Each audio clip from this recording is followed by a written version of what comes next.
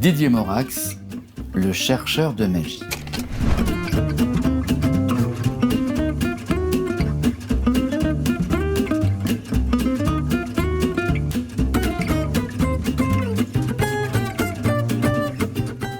Comme tous les arts, l'art magique ne pourrait exister sans ses historiens, sans les chercheurs qui, par leurs trouvailles, permettent de montrer l'importance et l'évolution de cet art du merveilleux à travers les siècles. Didier Morax est de ces hommes indispensables à l'art magique, non seulement par ses trouvailles, par les trésors enfouis qu'il révèle, mais qui permettent surtout, et souvent, comme ils sont fondamentaux dans l'ouvrage magique, de donner du sens en expliquant le passé pour mieux comprendre l'avenir, à moins que ce soit l'inverse. Morax, très tôt, a eu la chance de croiser Alaric, qui est un très grand magicien d'après-guerre.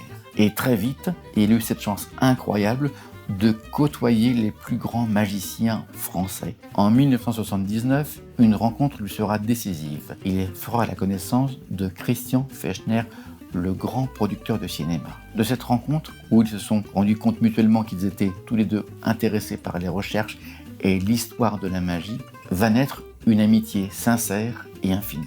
En 1995, à la demande de Christian Fechner, Didier Morax sera en charge de la conservation de cette collection unique dédiée à Jean-Eugène Robert-Houdin. Une collection absolument phénoménale, magnifique, qui est maintenant aux États-Unis dans le musée personnel de David Copperfield. Didier Morax deviendra, à partir de ce moment-là, un interlocuteur incontournable des historiens et des chercheurs de l'art magique.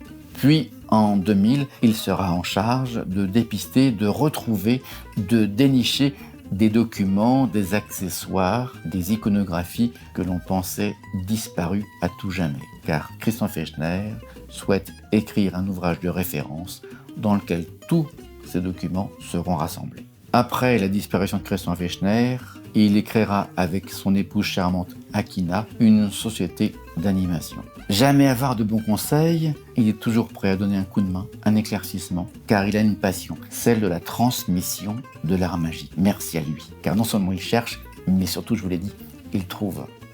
Étonnant, non? Si cette vidéo vous a plu, je compte sur vous, cliquez avec le petit pouce bleu et mettre des petits commentaires, je vous répondrai avec joie. Abonnez-vous